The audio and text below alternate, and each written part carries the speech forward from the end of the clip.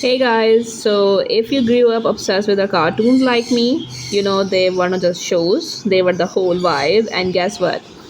There are books out there that bring back the exact same feeling. So today I am matching your favorite childhood cartoons with the books you need to read now. So let's go and do the quick matchup. So, if you loved Avatar, The Last Airbender, which was about the bending, the epic journeys, the deep friendship, then you should read The Girl Who Fell Beneath the Sea. It's got the same rich mythology, a magical world full of legends, and a brave heroine who feels like she could travel, alongside Aang and Katara. So, the next cartoon series that I am going to discuss is w.i.t.c.h. So, I hope everyone remembers w.i.t.c.h. The magical teen saving the world while trying to deal with a normal life. That is exactly the vibe of this book, which is These Witches Do Not Burn, which is about modern witch drama, friendship, secrets. It feels like a grown-up continuation of this show. So, if you love to watch witch, then read this book.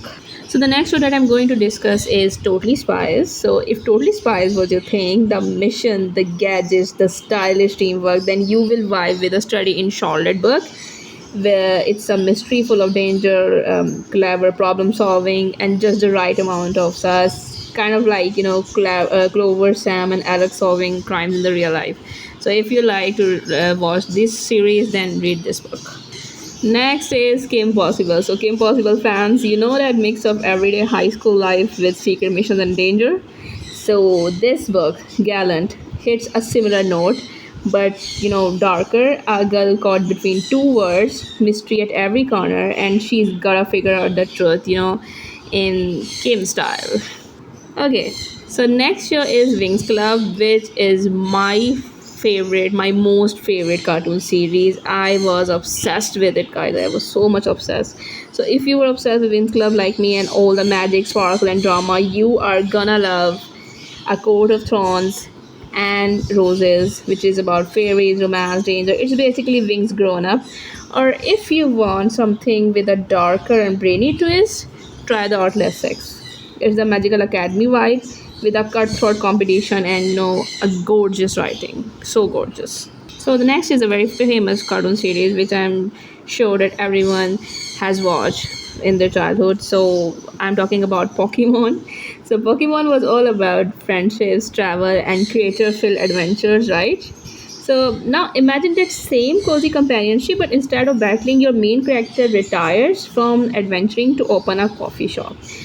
That is what I'm talking about. That is Legends and Lattes. Wholesome, quirky, and surprisingly comforting. So if you love Pokemon, then you can read The Legends and Lattes. Okay, so the next cartoon, which is so much famous in my childhood, and I myself used to watch it, and my every friend used to watch it. So I'm talking about Powerpuff Girls. So the Powerpuff Girls gave us, girl power, chaotic villains, and lots of explosions.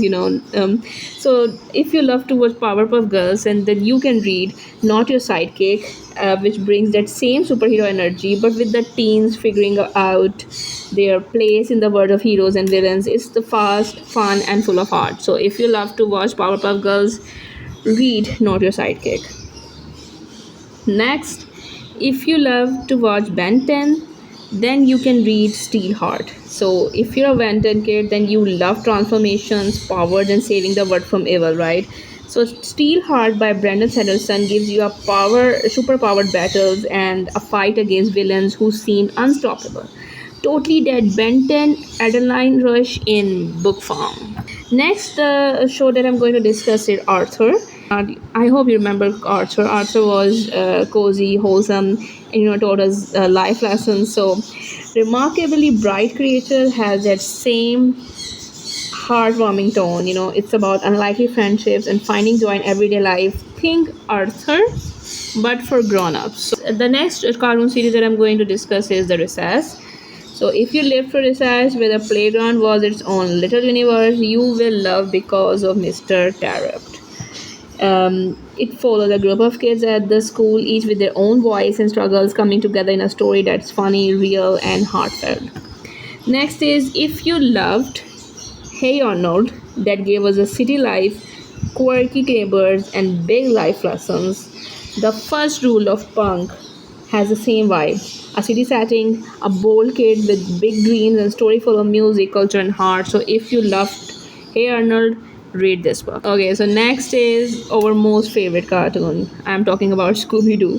So if solving mysteries with a Scooby and the gang was your thing, a study in Charlotte again is perfect. It's like the next level Scooby, teen fluids, um, banter, and a little more danger. So if you love Scooby Doo, then read this book. So next is Courage the Cowardly Dog. So if courage scared you but also kind of comforted you, The House of Hollow is that feeling in book form. Strange, creepy, little disturbing, absolutely captivating. So if you loved Courage the Cowardly Dog, then read House of Hollow. Next is my favorite cartoon, which I used to watch a lot when I was a kid. I'm talking about Ed, and Eddie. So, if you love the chaos, mischief of Ed, and Eddie, then Holofox has that quirky, unpredictable energy, a world where anything can happen, with characters who don't quite fit the mold. So, if you love Ed, and Eddie, then read this book. The next I'm talking about code name Kids Next Door. So secret tree houses, cool gadgets, missions to save the world. That's